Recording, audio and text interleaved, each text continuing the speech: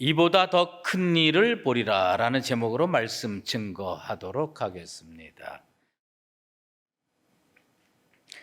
한영혼 회복 예배가 한 주일 남았습니다.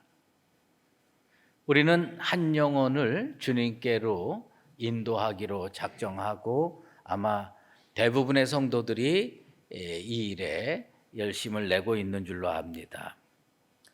그 예수님의 그 공생애의 주 무대는 갈릴리 지역이었습니다. 그리고 예수님의 제자들이 12명인데 12명 중에 적어도 9명 이상이 갈릴리 지역 출신입니다. 왜 예수님은 이스라엘에 여러 지역이 있을 텐데 굳이 갈릴리 지역에서 그렇게 많은 제자들을 선택하셨을까요? 그리고 예수님께서요, 복음을 어디에서부터 증거하셨느냐 하면 예루살렘에서부터 증거하지 않았습니다. 갈릴리에서부터 증거하셨습니다. 분명히 주님께서 갈릴리에서 사람을 택하시고 갈릴리를 주 무대로 삼고 갈릴리에서 그 복음을 증거하신 이유가 있을 겁니다. 그 지역 사람들의 공통된 특성이 있습니다. 그것은 뭐냐면 확장성입니다. 어떤 소식을 들으면요, 이걸 딱 움켜쥐고 가만히 가지고 계시는 분이 있습니다. 그러나 어떤 분은 이걸 가지고 어딘가 가서 얘기를 해야지 속이 풀리는 분이 계세요. 갈릴리 지역 사람들은 어떤 사람들이냐? 이걸 밖으로 드러내야 되는 사람들이에요. 그런 특성을 가지고 있습니다. 마태복음 4장 15절에서 16절에 보면 예수님께서 그 갈릴리 지역의 복음을 증거한 사건이 나오는데 스불론 땅과 납달리 땅과 요단강 저편 해변길과 이방의 갈릴리여 흑암에 앉은 백성이 큰 빛을 보았다고 말씀하고 있습니다. 왜 예수님은 그 많은 이스라엘 땅에서 굳이 거기 가서 복음을 증거하기 시작했을까요? 스불론 땅입니다. 납달리 땅입니다. 여기에 가버나움이라는 도시에서 주님께서 아주 그냥 베이스 캠프를 탁 차려놓고 복음 증거했습니다. 나사렛 근처에서 그랬을까요? 그것이 못 사는 동네에서 그랬을까요? 그런 식으로 대답하면 진정한 의미를 깨우치기가 어렵습니다. 12지파를 연구하면서 상관관계를 따져보면 주님께서 굳이 갈릴리에 가서 복음을 증거하기 시작하신 이유가 분명히 나타나 있습니다. 그러니까 성경에서 스불론 땅이고 납달리 땅이고 이방의 갈릴리라고 이야기를 하는 겁니다. 모세가요 12지파 불러서 축복 기도합니다. 그런데 다른 지파들 기도할 때하고 스불론 지파와 납달리 지파 기도할 때 내용이 달라져요. 완전히 새로운 내용입니다. 스불론 지파한테 어떻게 축복 기도했느냐? 너는 밖으로 나감을 기뻐하라. 뭐예요? 이 사람들은요, 좋은 게 있으면요, 이거 가지고 어디로 가요? 밖으로 나가는 사람들이에요. 좋은 소식 있어요. 물론 나쁜 소식도 들고 나가죠. 그런데 좋은 소식 있으면 들고 나가는 사람들이에요. 납달리에 대해서는 또 이렇게 말씀하고 있습니다. 은혜가 풍성하고 여호와의 복이 가득한 납달리여 너는 서쪽과 남쪽을 차지할지로다. 무슨 얘기입니까? 이 사람들은요 개척을 하길 좋아해요. 나가서 서쪽으로 가고 남쪽으로 가기를 좋아하는 사람입니다. 우리 흔히 하는 얘기로 내향적인 사람이 아니라 외향적인 사람들이 많아요. 그 동네 사람들이. 그리고 우리 주님의 눈으로 볼 때 이스라엘의 12지파 중에서 그쪽 지역에 있는 사람들한테 복음을 탁 하고 던져주면 이게 가장 빠른 속도로 전 이스라엘의 사마리아 땅끝까지 전파될 가능성이 있구나. 그래서 갈릴리 지역에서 제자를 12명 뽑는데 9명 이상, 제가 9명 이상이라고 하는 건 10명인데 한 명이 요 지역이 헷갈리기 때문에 9명 이상이라고 하는 겁니다.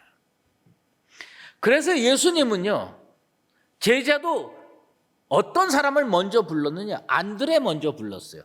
안드레 먼저 부르니까 야고보, 요한, 베드로가 쪼르륵 하고 딸려왔어요. 빌립을 또 먼저 불렀어요. 그랬더니 어떻게 됐습니까? 오늘 말씀처럼 나다나엘이 쪼르륵 하고 따라오는 거예요. 그러니까 왜 주님이 그 사람에게 먼저 제자를 삼았을까? 그 한 사람 움직여 놓으면 여러 사람이 따라온다는 겁니다. 그런데 안드레나 빌립 같은 사람을 우리 주님께서 먼저 제자로 삼았던 이유는 그 속에 아주 묘한 능력이 있는 겁니다. 이 사람들은 세상 말로 권투 용어로 하면 잽을 잘 날려. 무하마드 알리가요, 뭘로 승리했냐? 잽으로 승리했어요. 잽으로. 그런데 이 사람들은 주먹질을 한다는 게 아니라 말로 쿡쿡 찔러봐요. 예. 그래서 그 사람 말을 들으면 왠지 움직여야 될 것 같아. 그 사람 말을 들으면 그 사람 따라가야 될 것 같아. 그러니까 이 사람들은 어떤 사람들이냐? 찾아가서 찔러보기에 대가예요. 전도는 어떻게 하는 거냐? 찾아가서 찔러보는 겁니다. 찾아봐서 찔러보는 겁니다. 예전에 고구마 전도라는 게 있었어요. 그런데 이 고구마 전도를 제대로 잘 모르는 사람들이 고구마 전도에 대해서 어떻게 얘기하냐면, 한 사람을 전도하면 그 고구마 땅속 줄기에서 고구마가 도르륵 딸려 올라오는 것처럼 그렇게 된다. 그거 고구마 전도를 잘 모르는 얘기예요. 이 고구마 전도를 주장했던 분이 그 당시에 집사였는데 지금은 그 고구마 전도로 신학교에서 박사까지 받아가지고 미국에서 목회를 하고 있습니다. 그런데 그 사람이 그 고구마 전도에서 얘기를 하는 걸 보고 제가 큰 은혜를 받았어요. 혹시 집에서 고구마를 쪄 먹어 보신 적 있습니까? 여성들은 많이 쪄 먹어 보셨겠죠. 남성들은 고구마 찌는 근처에 얼씬도 안 했을 가능성이 있습니다. 그 고구마를 쪄 보면요, 이렇게 솥에다가 그다음에 이렇게 뭔가를 이렇게 받쳐놓고 거기다 고구마를 넣고 그래서 물을 끓이면 막 쪄지잖아요. 그런데 어떤 사람도 그 고구마를요 그렇게 턱 찌는데 그냥 한 번에 딱 해서 몇 분 되면 탁 꺼내가지고 먹는 게 아닙니다. 쫙 물을 끓여서 고구마가 익을 때쯤 되면요 한번 솥뚜껑을 열어요. 그리고 뭘 들어요? 젓가락을 들어요. 그리고 푹 찔러봅니다. 푹 찔러봐서 쑥 들어가면 어떻게 되는 거예요? 잘 익은 거예요.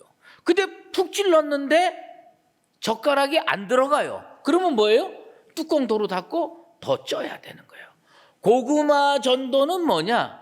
찔러보는 겁니다. 푹 찔러보는 거예요.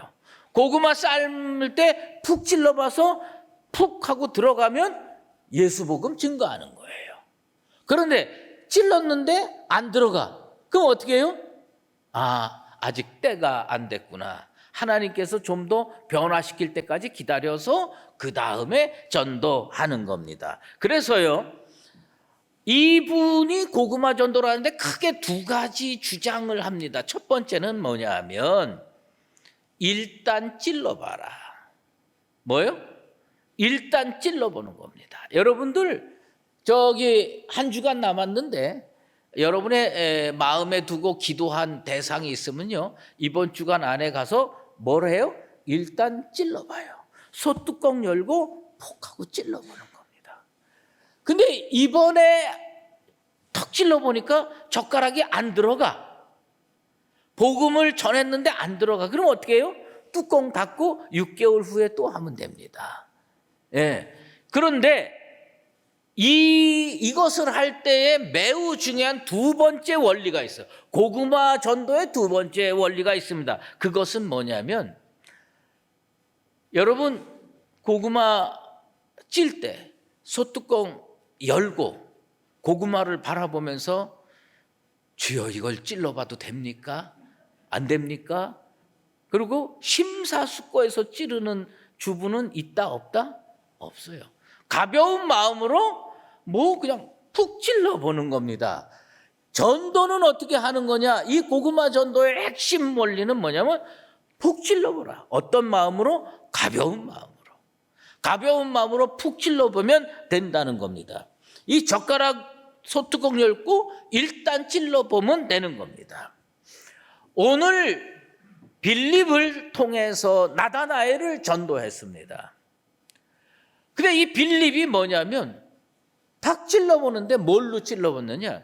여러분, 이 고구마와 사람 전도는 또 다른 겁니다. 그런데 매우 중요한 것은 뭐냐면 빌립이 예수 믿고 제자 되고 마음속에 뜨거움이 넘친 거예요. 펄펄 끓어요. 가만히 앉아 있을 수가 없어요. 스불론 사람처럼, 납달리 사람처럼 움직여야 돼요. 그래서 누구 찾아갔느냐? 절친을 찾아갔어요. 제일 가까운 사람을 찾아갔습니다. 나다나엘이요. 공간복음에는 어떻게 소개되어 있냐면 바돌로메로 소개되어 있습니다. 요한복음에만 나다나엘로 소개되어 있어요. 그런데 빌립이 단도직입적으로 나다나엘을 찾아가 가지고 뭐라고 얘기했냐? 나 나사렛 예수 만났는데 그분이 우리가 같이 읽었던 성경에 나와 있는 약속된 그 사람이야. 메시아야. 하고 푹 찌르는 거야. 복잡하게 하지 않았어요. 전도는 어떻게 하느냐? 내가 믿는 예수를 있는 그대로 탁 하고 얘기하는 거예요. 그게 전도예요. 그랬는데 이 사람이 아직 익지 않았다고 생각되는 반응을 하는 겁니다. 나사렛에서 무슨 선한 것이 날 수 있느냐? 아마 빌립이 깜짝 놀랐을 거예요. 야, 이게 안 되는가 보다 오늘. 그런데 참 놀라운 일이 일어나는 거죠. 그것은 뭐냐면 사실은요, 나다나엘은요 편견 덩어리였어요. 우리가 세상에서 50년 60년 살다 보면요, 예수 복음을 준비해 놓은 것처럼 척하고 받아들이기가 어렵습니다.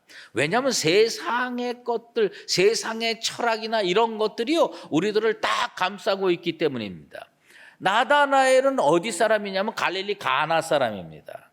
근데 예수님은 어디 출신이냐? 나사렛 출신이라는 거예요. 그래서 나사렛 예수 그리스도라고 하지 않습니까?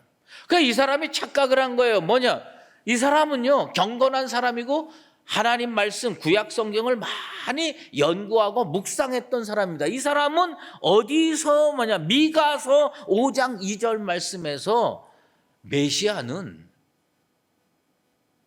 예루살렘 근처에 있는 베들레헴에서 태어난다는 것을 이미 말씀을 통해서 잘 알고 있었어요. 그런데 나사렛 예수가 메시아다? 이건 틀렸다. 자기가 가지고 있는 지식으로, 성경 지식으로 보면 이건 틀렸다. 그래서 뭐라고 했냐면 나사렛에서 무슨 선한 것이 날 수 있느냐? 이렇게 이야기하는 겁니다. 자기가 알고 있는 지식이 최고죠. 경험이 최고죠. 그러니까 그렇게 반응을 한 겁니다. 그런데 사실 빌립이 예수 어저께 만나고 어저께 예수 믿고 오늘 나다나엘한테 가서 전도한 겁니다. 그러니까 예수님에 대해서 자세히 알지 못하는 거예요. 예수님이 베들레헴에서 난 것도 모르는 거예요. 그러니까 가서 나사렛 예수를 만났는데 그분이 예수야. 그러니까 나다나엘 입장에서 뭐냐면 아니 메시아는 성경에 이르기를 베들레헴에서 태어난다는데 나사렛 예수가 어떻게 메시아가 될 수가 있느냐? 이건 아니다. 나사렛에서 무슨 선한 것이 날 수 있느냐? 이렇게 얘기하는 겁니다. 그런데 빌립이요 지혜로웠어요. 왜 지혜로웠냐? 여러분, 논쟁하면 사람을 변화시킬 수가 없어요. 아니야, 나사렛 사람인데 그분이 메시아야. 아무리 주장해도 한 번 안 되면요 마음 문이 안 열리는 법입니다. 이 빌립이 어떻게 했냐? 와서 보아라. 왜 우리가 전도를 하면서 자꾸 논쟁을 해서 사람을 잃어버리지 마십시오. 뭐냐면 일단 와봐라. 우리 주님을 만나게 해주면 그 주님을 통해서 감동받고 구원의 자리로 나오게 될 줄로 믿습니다. 그러니까 전도자가 할 역할은 자기의 주장을 저 사람한테 딱 심어주고 그 사람을 변화시키는 게 아니에요. 우리의 역할은 뭐냐면 그분을 예수님께로 데리고 와서 예수님을 만나게 해주는 거예요. 그게 전도입니다. 100마디 논쟁보다 잠시 동안의 체험이 훨씬 더 강력한 법입니다. 여러분, 예수 그리스도를 만나게 해줄 수 있는 나와 여러분 되시기를 예수 그리스도의 이름으로 축원합니다. 참 예수님이 대단해요. 왜요? 나다나엘이 어떻게 보면 편견 덩어리였거든요. 그런데 이 사람이 아주 꽉 막힌 사람은 아니었습니다. 빌립이 어떻게 했냐? 주님 앞에 데리고 오면 된다. 그래서 와서 보라 이렇게 얘기를 했어요. 그랬더니 마음은 꽉 닫아 걸고 난 죽어도 안 가 이렇게 한 게 아니라 따라왔습니다. 따라와서 예수님을 만났습니다. 그리고 이 참 놀라운 변화가 일어났죠. 그런데 이 나다나엘을 딱 본 순간 우리 주님이 하신 말씀을요 우리는 기억해야 됩니다. 우리 주님이 뭐라고 했냐? 보라 이는 참으로 이스라엘 사람이라 그 속에 간사한 것이 없도다. 우리 주님 뭐예요? 우리 주님 전능하신데 다 아실 거 아닙니까? 나사렛에서 무슨 선한 것이 날 수 있느냐? 이렇게 비아냥거렸던 그 사람, 기분 나쁘실 만도 한데 우리 주님은 이 사람은 뭐냐? 이 사람 참 진실한 사람이다. 뭐부터 했느냐? 칭찬부터 했습니다. 칭찬부터 했습니다. 나다나엘이라고 하는 사람은 진실한 사람이다. 깨끗한 사람이다. 진리를 사모하는 사람이다. 우리 주님은요 사람의 중심을 보시는 분입니다. 우리도 주님이 주시는 능력으로 사람의 중심을 보고 그를 칭찬할 수 있게 되길 바랍니다. 나다나엘이 깜짝 놀랐어요. 어떻게 나를 아시나이까? 자기를 칭찬해 주니까 얼마나 깜짝 놀랐습니까? 예수님께서 나다나엘에게 이렇게 대답을 하셨어요. 빌립이 너를 부르기 전에 내가 무화과 나무 아래 있을 때 보았노라. 주님이요 봤다는 겁니다. 여러분, 우리 주님이요 칭찬할 수 있었던 이유는 어떤 이유냐? 사랑의 눈으로 그 사람을 봤습니다. 우리에게 필요한 것, 우리가 전도하기 위해서 정말 필요한 건 뭐냐면 내 옆에 있는 사람, 친구, 이웃, 가족, 사랑의 눈으로 바라볼 수 있게 되기를 축원합니다. 사랑의 눈으로 바라볼 때 변화가 일어나고 사랑의 눈으로 관찰할 때 그 사람의 장점이 보이는 겁니다. 똑똑한 사람들은요 단점부터 발견해내요. 아유, 저 사람은 무슨 문제가 있구나. 저 사람은 뭘 잘못하는구나. 단점을 발견하게 됩니다. 여러분, 예수님이 나다나엘의 약점이나 단점을 모르셨을 거라고 생각하세요? 아닙니다. 우리 주님 전능하셔서 다 알고 계시지만 어떤 눈으로 바라봤느냐? 사랑의 눈으로 바라봤어요. 그랬더니 뭐가 보이느냐? 그 사람의 장점, 그 사람의 강점이 보입니다. 아, 이 사람은 진실한 사람이로구나. 우리 흔히 하는 말로 칭찬은 고래도 춤추게 합니다. 가끔 저는 그런 얘기 들어요. 똑똑한 분들이 아유, 칭찬하면 문제 있어요. 교만해질 수도 있습니다. 여러분, 별 걱정 다 하십니다. 교만해지는 건 다음 문제예요. 네, 칭찬할 수 있어야 됩니다. 아, 고래도 춤추게 하는데 사람을 변화시킬 수 있지 않겠습니까? 우리 같은 평범한 사람만 칭찬 필요한 거 아닙니다. 세상 모든 사람이요 칭찬이 필요해요. 미국에 가면 그 스미소니언 박물관이라고 있습니다. 그 스미소니언 박물관에 그 링컨 대통령이 암살당해서 죽을 때 그 주머니에 가지고 있었던 3가지 유품이 전시되어 있습니다. 첫 번째는 링컨의 이름을 아로 새겨 놓은 손수건이 있어요. 아마 손수건 가지고 땀도 닦고 그랬겠죠? 그 손수건, 자기 이름, 이니셜이 새겨져 있는 그 손수건이 한 장 있습니다. 그 다음에 또 하나 유품이 있는데 뭐냐면 작은 주머니 칼입니다. 주머니 안에다가 칼 집어넣는 건데 어떤 시골 소녀가 링컨 대통령을 너무너무 좋아해서 선물로 보냈는데 이게 너무 귀한 거야. 그래가지고 그걸 주머니에다가 늘 넣고 다녔습니다. 그 다음에 마지막으로 그 주머니 속에 있었던 것이 뭐냐면 신문 쪼가리가 하나 주머니에 있었습니다. 그 신문 쪼가리가 뭐냐면 링컨 대통령에 대해서 어떤 기자가 기사를 썼는데 아마 그 기사가 링컨 대통령 마음에 딱 들었던 모양입니다. 에이브러햄 링컨은 역대 정치인들 중에서 가장 존경할 만한 사람이다. 아니, 일국의 대통령이에요. 뭐 그런 칭찬이 필요하겠어요? 아닙니다. 그 사람도 칭찬이 필요했어요. 그래서 신문 기사를요, 우리로 얘기하면 가위로 오려서 스크랩해가지고 주머니에 넣고 다니는 거예요. 넣고 다니면서 내가 역대 정치인 중에서 가장 존경받을 만한 사람이래. 얼마나 흐뭇했겠습니까? 그러니까 그거 넣고 다녔죠.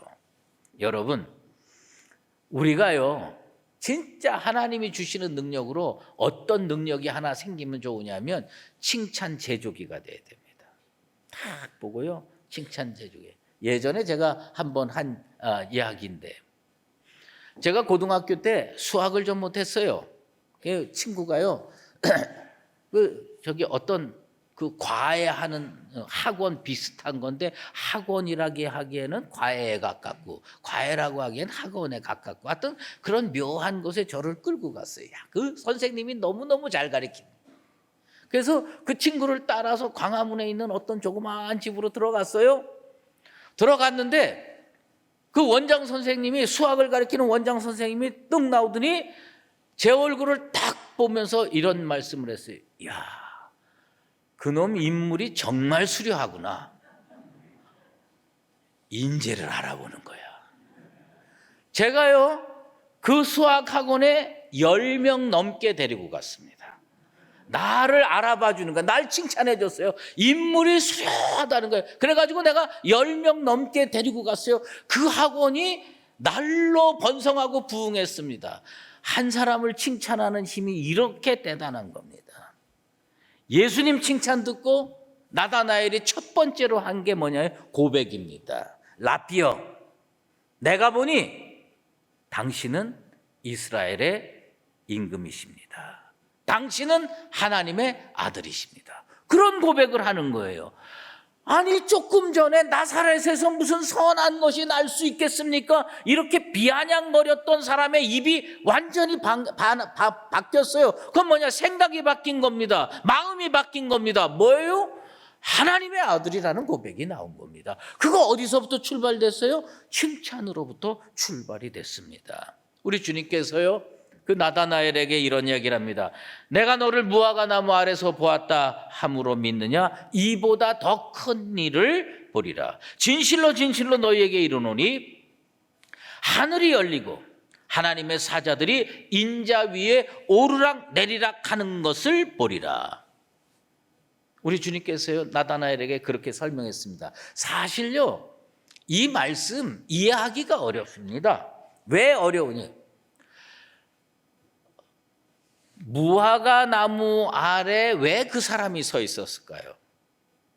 나다나엘이 무화과 나무 아래 서 있었다는 건 그 사람이 진리를 사모했던 사람입니다. 유대인들, 이스라엘 백성들은 대낮에도 하나님 말씀 사모해서 말씀 들고 어딜 가느냐? 그늘로 찾아가는데 주로 어느 나무 아래로 가느냐? 무화과 나무 아래로 가요. 그러니까 무화과 나무 아래 가서 땀 식히는 사람도 있지만 무화과 나무 아래 가서 하나님 말씀을 묵상하는 사람. 그러니까 이 우리 주님께서의 사랑의 눈으로 딱 저 무화과 나무 아래에 있는 나다나엘을 보면서 진실한 사람이구나. 딱 그렇게 됩니다. 그런데 왜 우리 주님은 느닷없이 그 나다나엘에게 이보다 더 큰 일을 보리라 그러면서 이렇게 말씀하셨을까요? 하늘이 열리고 하나님의 사자들이 인자 위에서 오르락 내리락 하는 것을 보리라. 전능하신 주님께서요, 나다나엘이 읽고 있었던 성경이 뭔지를 아신 거예요. 나다나엘이 어떤 성경을 읽고 있었을까? 아마도 창세기 28장 12절로 추정됩니다. 그것은 무슨 내용이냐면 야곱이 에서를 피해서 밧단 아람으로 도망을 가다가 루스 벌판에서 하룻밤을 자게 됐습니다. 그래서 돌베개 베고 잤습니다. 그런데 꿈속에서 하늘에서 사다리가 쫙 내려옵니다. 그리고 하나님의 사자가 그 사닥다리를 타고 오르락 내리락 했어요. 그리고 하나님의 음성이 들립니다. 하나님께서 그 위에 서서 내려다 보시면서 내가 너를 떠나지 아니하리라. 그렇게 약속을 해 주십니다.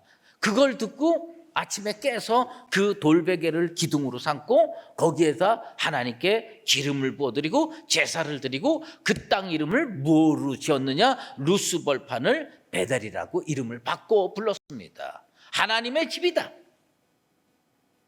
그래서 밧단 아람에 가서 20년 고생했지만 하나님의 함께함으로 큰 부자가 되어서 돌아왔습니다.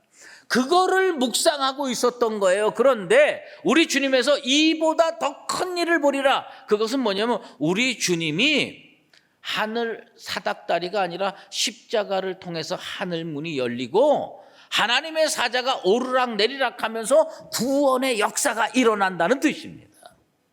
나다나엘은 예수님의 십자가를 통해서 구원을 받습니다. 그리고 놀랍게 변화되어서 나중에 어디까지 가서 복음을 증거하느냐? 소아시아를 거쳐서 그리스를 넘어 마케도니아를 건너서 저 카스피해 근처에 있는 아르메니아까지 가가지고 복음을 증거했습니다. 정현종이라고 하는 시인이 방문객이라고 하는 시를 썼습니다. 나는 그 구절이 평생 잊을 수가 없어요. 사람이 온다는 건 실로 어마어마한 일이다. 그는 그의 과거와 현재와 그리고 그의 미래가 함께 오기 때문입니다. 한 사람의 일생이 오기 때문이다. 복음 증거가 얼마나 위대한 일인 줄 아십니까? 전도는요, 우리가 이 땅에 살면서 사랑할 수 있는 최고의 방법입니다. 그를 죄 가운데 죽음 가운데 놔두지 아니하고 생명으로 옮긴 겁니다. 생명의 은인이 되는 겁니다. 그런데 이것을 하면 어떻게 되냐? 한 사람이 오는데 그 사람의 과거도 하나님 앞에 오고 현재도 오고 미래도 오는 겁니다. 그 미래가 뭡니까? 하나님의 교회가 세워지고요, 복음이 열방으로 퍼지는 겁니다. 빌립이 전도했어요. 빌립이 찔러보고 전도했어요. 와서 보라, 나다나엘이 변화됐습니다. 그는 구원을 받았어요. 하나님의 사자가 하늘로 오르락 내리락 하면서 구원의 역사를 체험했어요. 그리고 변화받아서 어디까지 갔느냐? 아르메니아까지 갔습니다. 여러분이 지금 하려고 하는 그 일이 세상에서 가장 위대한 일입니다. 그 일을 통해서 한 사람을 변화시켜서 그 사람이 주의 전에 들어와 구원받고 그 사람이 변화되어서 나다나엘처럼 예루살렘을 넘어 소아시아를 넘어 그리스를 넘어 카스피해 건너 아르메니아까지 복음 증거하는 그런 믿음의 역사가 여러분을 통해서 확산되게 되기를 예수 그리스도의 이름으로 축원합니다.